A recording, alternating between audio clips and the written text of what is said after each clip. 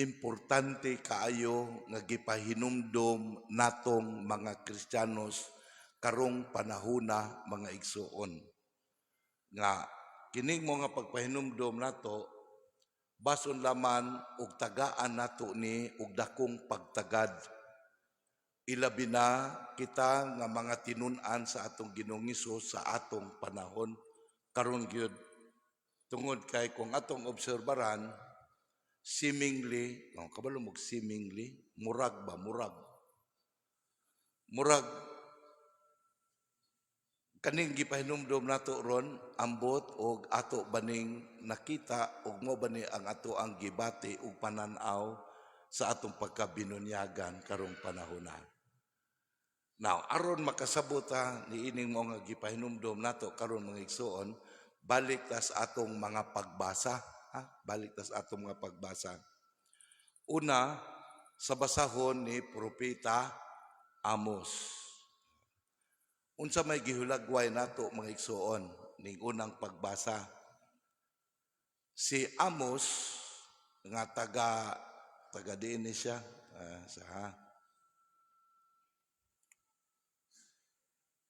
taga Huda. Gibadlong siya kay nagsangyaw siya dito sa dapit nga gitawag og Bethel. Unya, nganong gibadlong siya?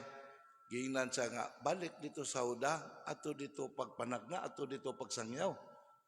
Ayaw dinhi sa Bethel, tungod kay naa dinhi ang templo nga din ang hari maghalad.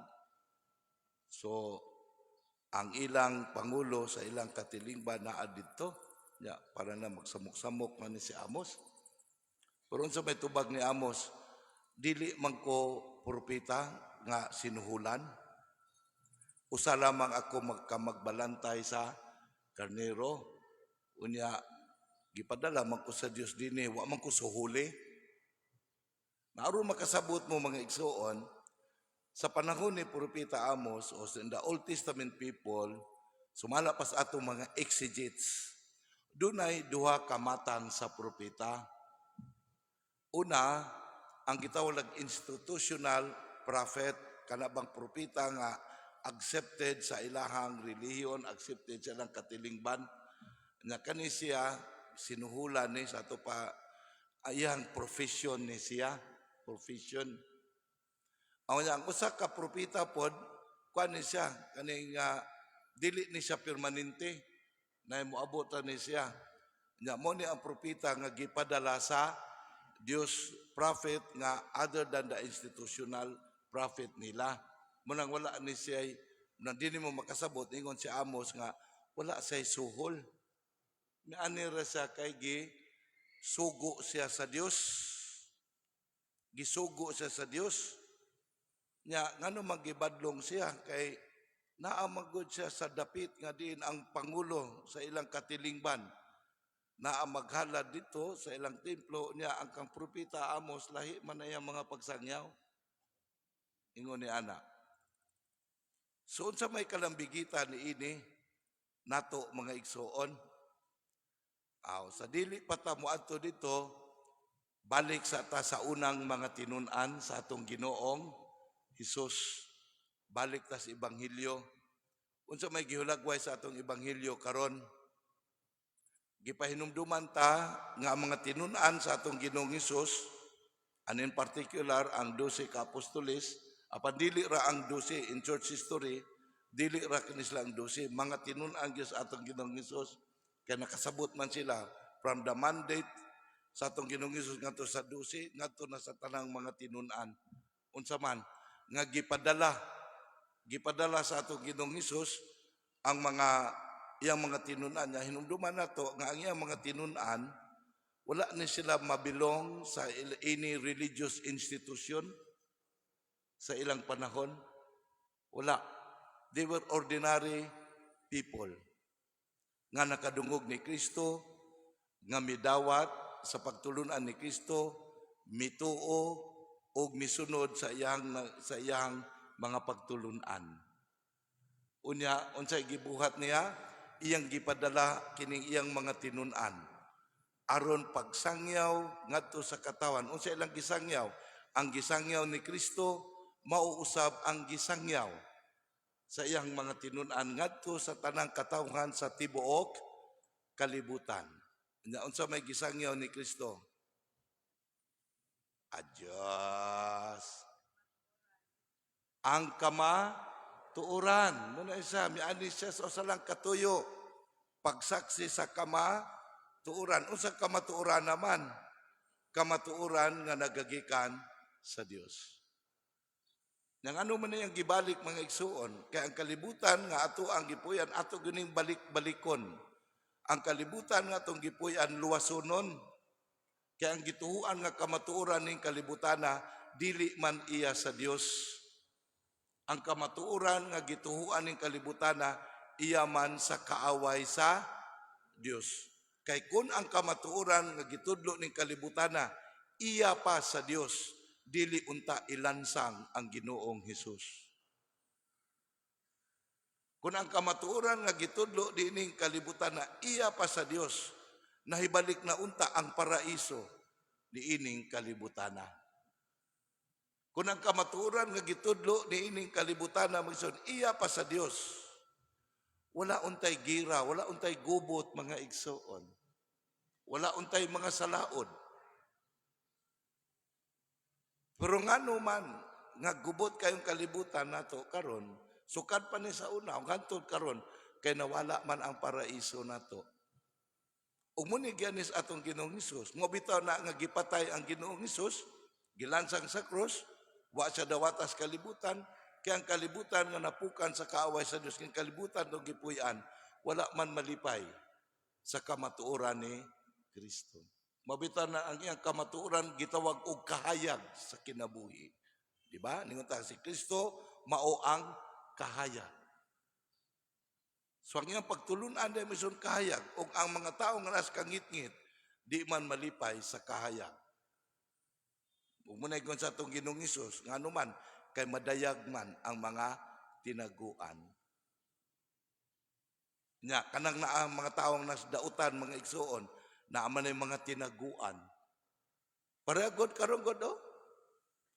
Kanang NIR nga wala mo nahibalo. NIR nga luoy kayo ang mga taga Sikihor apil dai sila. Negros Island nya apil dai ng Sikihor. Nganong gidali-dali man na kay naay tinaguan. Dautan.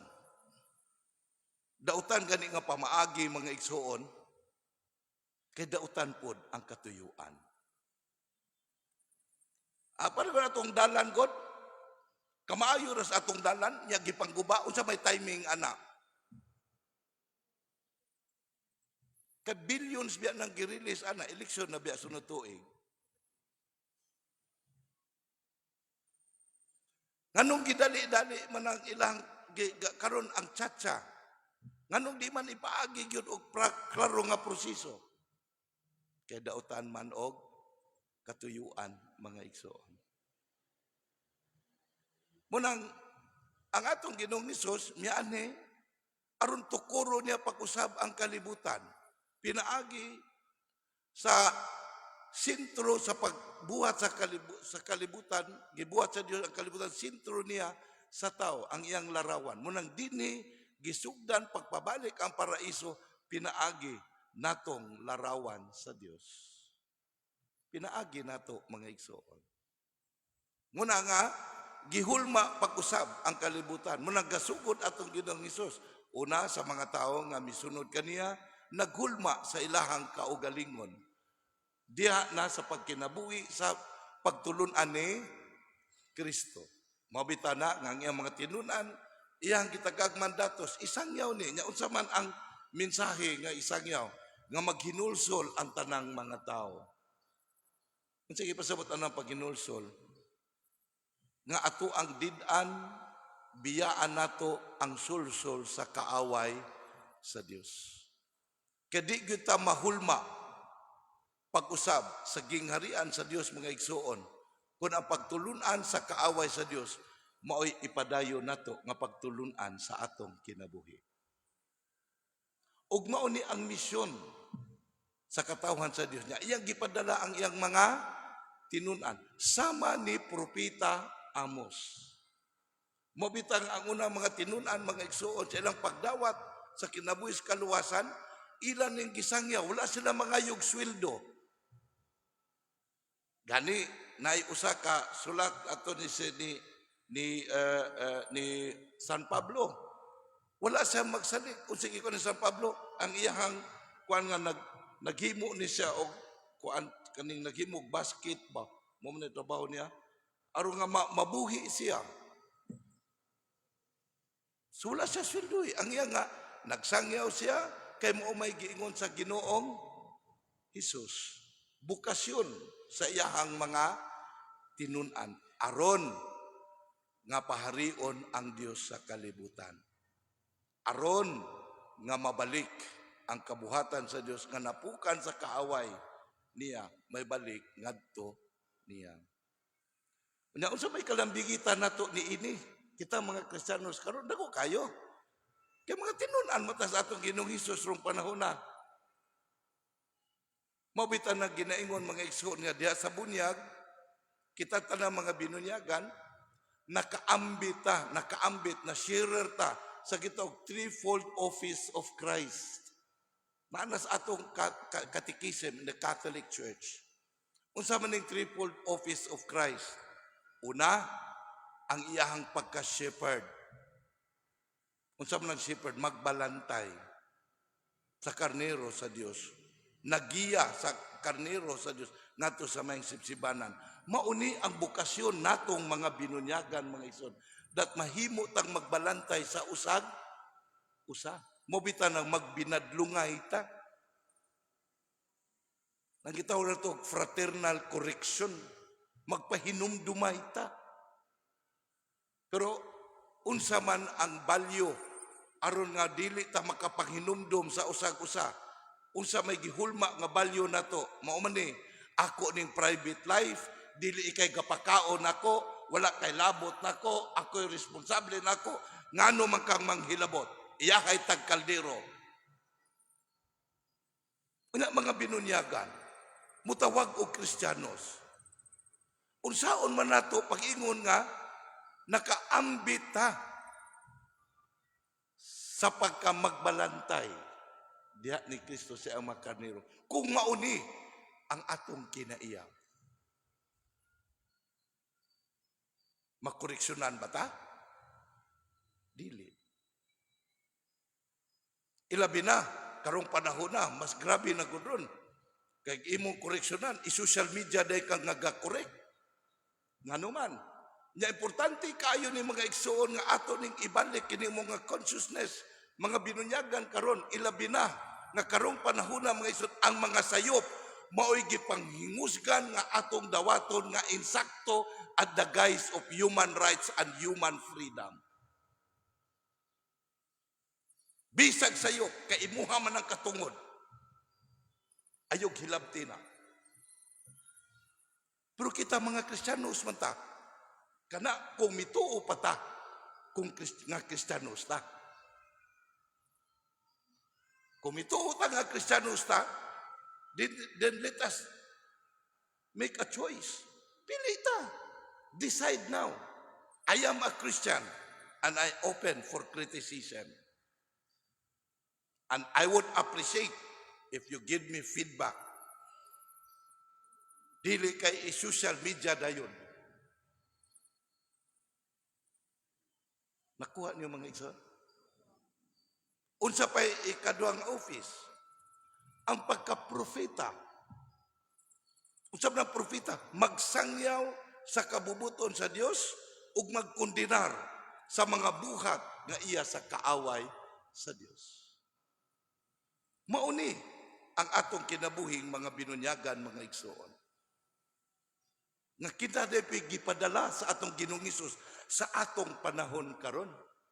Maubita na nga kung kita mga binunyagan karon, mahimot ang indiferente sa mga panghitabo sa kalibutan, then question, unsay kahulugan sa atong pagkabinunyagan? What is the meaning of our being baptized? if indifferente ta sa kalibutan nga atong gipuy-an.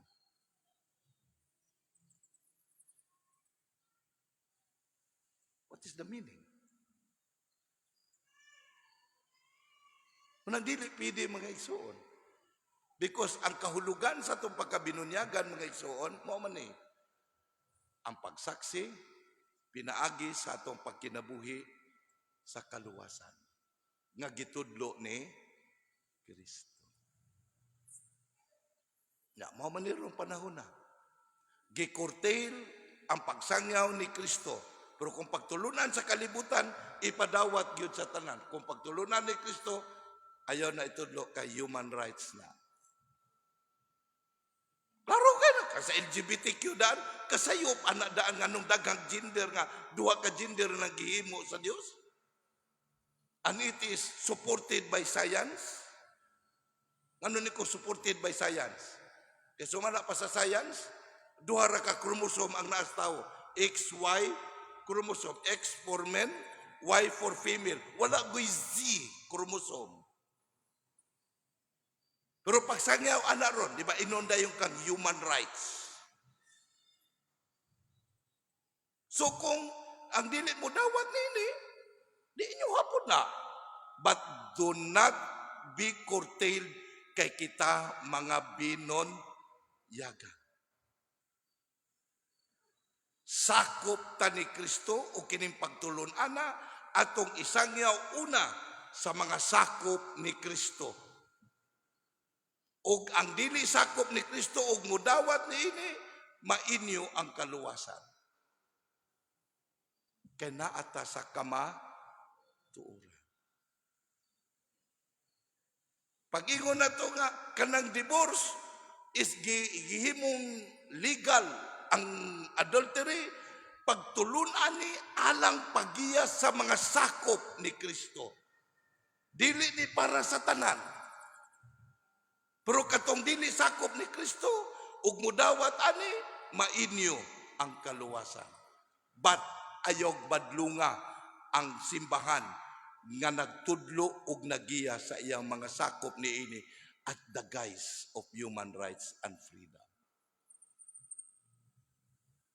Because we are Christians, mga igsoon. Namo man gitudlo rong panahon na. Unsa gani nga supak sa hari ni kalibutan na, dili ta pasangyawon, dili pasangyaw ang kabubuton sa Dios. Unsa may nakalahi sa panahon ni Propeta Amos. History repeats itself. Og mao ni ang gipahinumdom natong mga Kristiyanos karong panahon na, mga igsoon. Ug unsa man ang ikatulo nga office ni Christ, ang iyang pagkapari. That's why Christ became the offering. Siya ang pari nga naghalad o siya pud ang hinalad ngadto sa Dios. Muna sa pagkayusan nato ni Kristo, ang ato pong kinabuhi, ato pong gihalad ngadto sa Dios. Unya sa atong paghalad niini, ang ato ding gihalad ang atong pagkatao. That's why dili ta mahimong halad ni Kristo sa Dios, mga igsoon, kung magdumili ta pagsunod ni Kristo, mga igsoon. Mobita ng nindot kaayo kay dunay gipahinumdom si San Pablo nato ron, mga igsoon, sa ikaduhang pagbasa. Ikaduhang pagbasa. Ilabi na kita akong balikon sa hagit nato mga Kristiyanos karong panahon na diin ang mga sayop ug bakak nga pagtulunan mo'y gipanghingusgan nga maogyoy ipadawat ug dawaton ra gyud nato. Nga pagtulunan ni Kristo mao na hinuoy atong inigar sa atong kinabuhi. Dili pwede, mga igsoon. Muna nga kung tinuod ta nga Kristiyanos, then let us live life in faith diha ni Kristo. Mabitan dili ni mahimo nato, mga igsoon, kung wala tayo pagtuo ni Kristo. Munang dunay gipahinumdom dinhi karon akong tuguti ko pagbasa pag-usab. Akong basahon pag-usab ang ikaduhang pagbasa mo isusulat ni San Pablo ngadto sa taga Efeso. Muna yang giingon.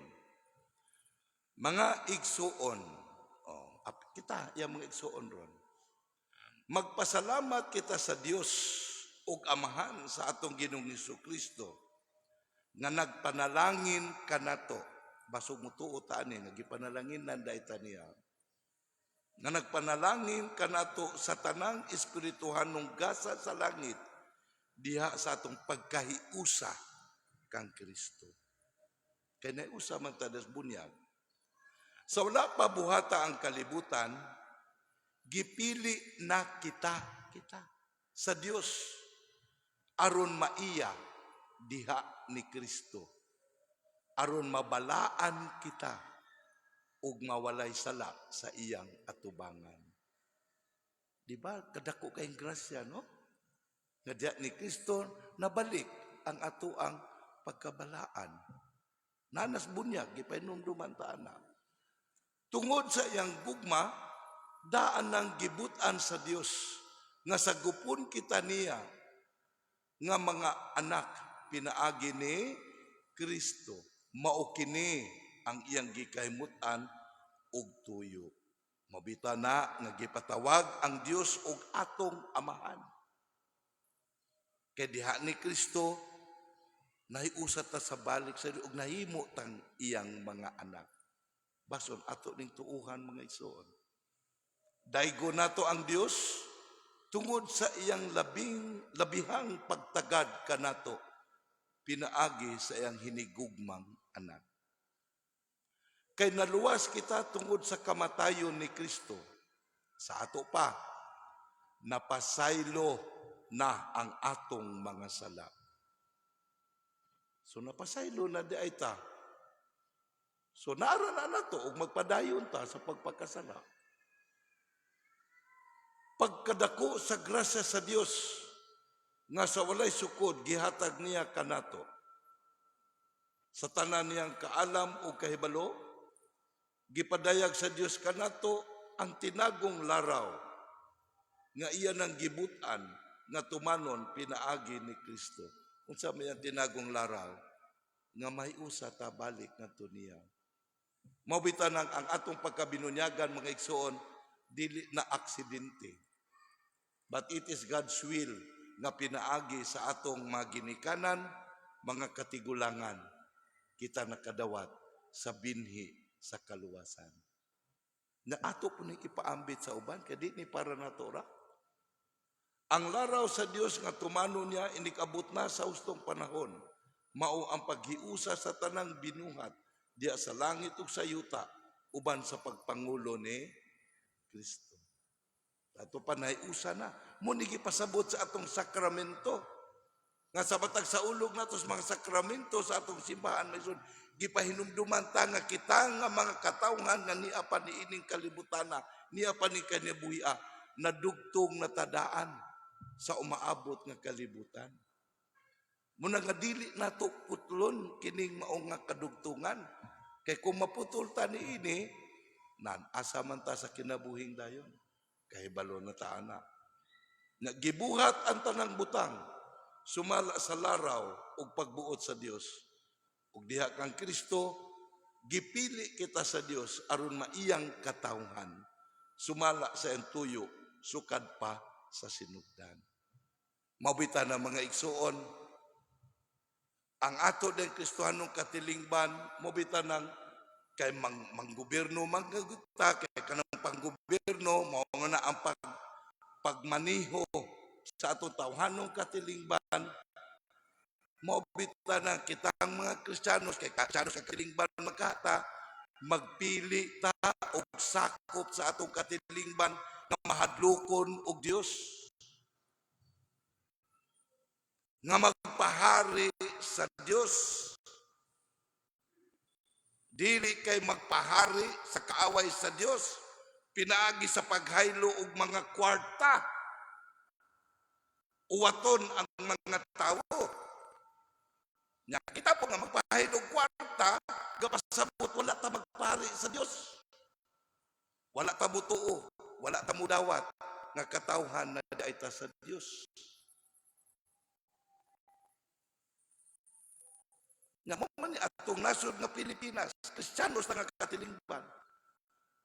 Pero gihagit ta karon for renewal, pagbago balik ta sa atong kinabuhis pagtuo mo Lord. Let us learn to believe and accept that we are Christians. Ug isip mga Kristiyanos, naiusa na ta ngadto sa Dios ug ang atong pagpahari ni Kristo mo di atong pagpahari sa Dios. Ug mo na ang gingon, ug mao'y iyang pagbuot nga kita nga mao'y unang nagsalik ang Kristo magdayeg sa himaya sa Dios. Mausab ang naitungod kaninyo sa pagkadug ninyo sa matuod nga mensahe sa mga balita na natag kaninyo kaluwasan. Mituo kamo kang Kristo. Busa, gipatikan kamo sa Dios, pinaagi sa paghatag kaninyo sa Espiritu Santo nga iyang gisaad, timaan nga kamo iya na. Ang Espiritu mao ang garantiya nga makadawat kita sa gisaad sa Dios sa nga iyang katawhan ug nagpasalig ka nato nga muhatag ang Dios og hingpit nga kagawasan kanila nga maiya. Daygon ta ang iyang himaya. Amen.